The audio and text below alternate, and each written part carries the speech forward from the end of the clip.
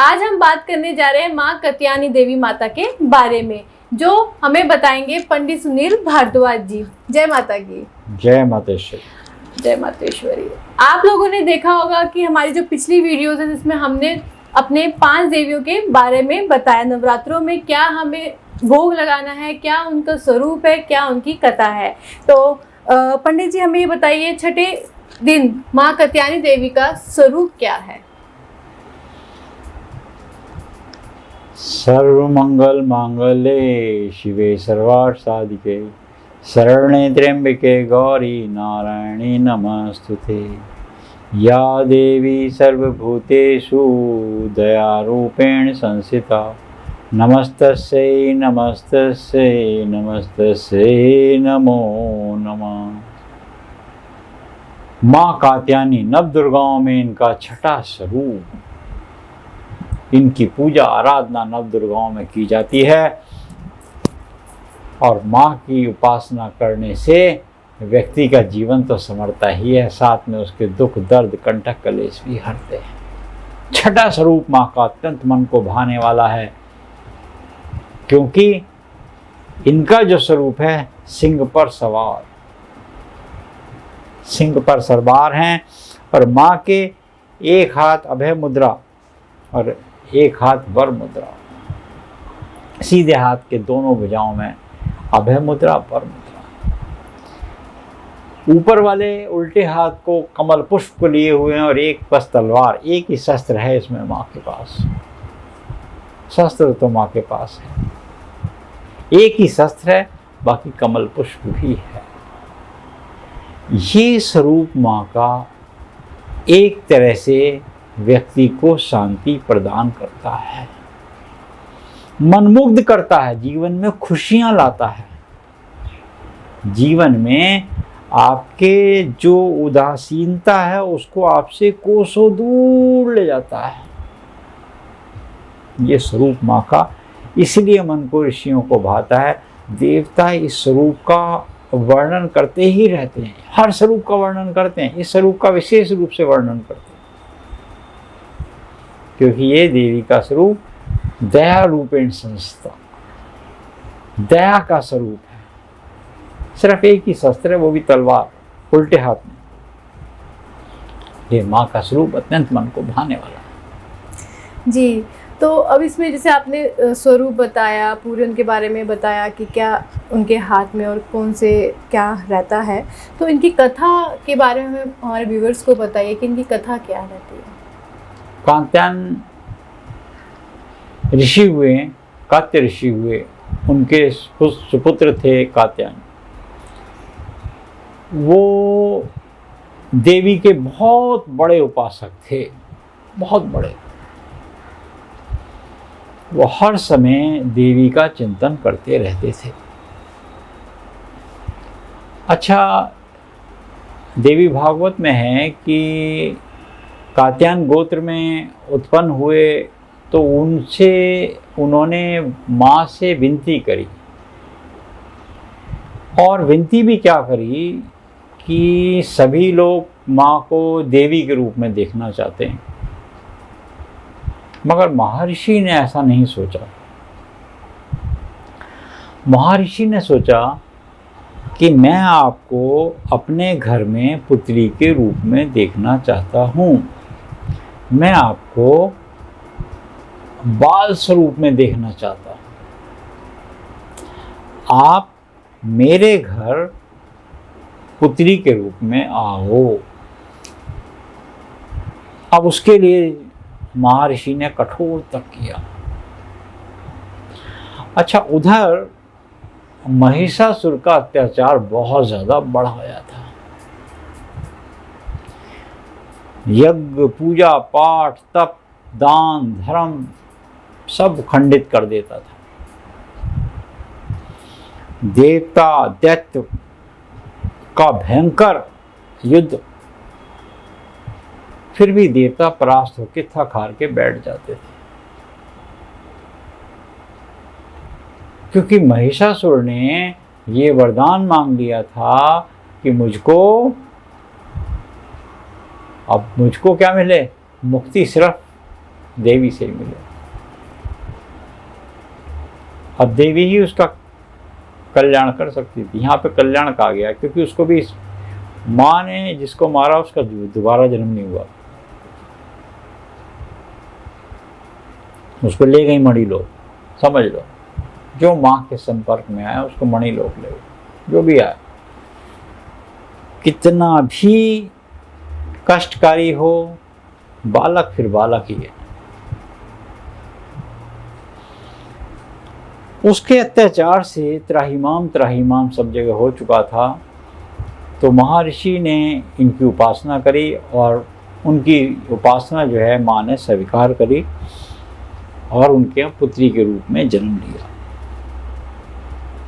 देवी भागवत में ये भी लिखा है कि जब महिषासुर का अत्याचार बढ़ गया तो माँ ने ये स्वरूप लिया और सबसे पहले स्वरूप का, माँ का स्वरूप का जो अष्टभुजा वाली शेर पर सवार आई, तो सबसे पहले महर्षि कात्यायन ने इनकी पूजा करी। और ब्रह्मा विष्णु महेश इन तीनों के तेज से मिलाकर जो इनके जो तेज उत्पन्न हुआ, उन तेजों से भी वो नहीं मरा था, मगर माँ की शक्ति जो उपार्जन हुई तो सबके पास वो तेज गया। उस ब्रह्मांड की शक्ति से उसका माँ ने स्वरूप लेकर उसका संहार कर दिया। तो यहाँ दशमी के दिन उसका संहार किया। ये इसकी कथा मिलती है जी। तो इसमें कौन से मंत्र का हमें उच्चारण करना चाहिए जिससे हमें माता का एनर्जीज मिले या उनका हमारे जो भी हर्डल्स है तो वो हील हो सके? सबसे जो, क्योंकि यहाँ महिषासुर का वध किया, आपको ये नहीं पता कि आपके कौन शत्रु हैं, कौन आपका मित्र है, कौन आपका हितैषी है। और आजकल एक दूसरे के लिए विरोधाभास तो बहुत ज़्यादा बढ़ चुका है, प्रतिस्पर्धा बहुत ज़्यादा है। ओम ऐं ह्रीं क्लीं चामुंडाय विच, एक हवन कर लो, इससे होम कर लो एक जी। छठे नवरात्रि को हवन कर लो। और इनकी उपासना हमेशा कल्याणकारी रही है। तो ये सबसे आसान है।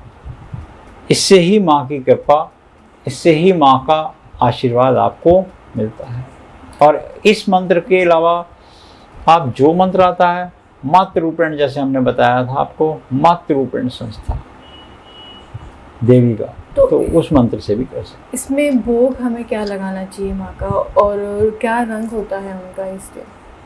देखिए, श्वेत है, आकर्षण है। आकर्षण बढ़ाने के लिए श्वेत वस्त्र हो, श्वेत हो। तो शहद का, मीठे पान का भोग लगाना चाहिए। शहद और मीठे पान का भोग लगाना चाहिए। और इनके भोग से आपका जो अंतःकरण है वो शुद्ध होता है। जिस व्यक्ति का अंतःकरण शुद्ध होगा उसकी सौंदर्यता निहारती जाएगी, निखरती जाएगी।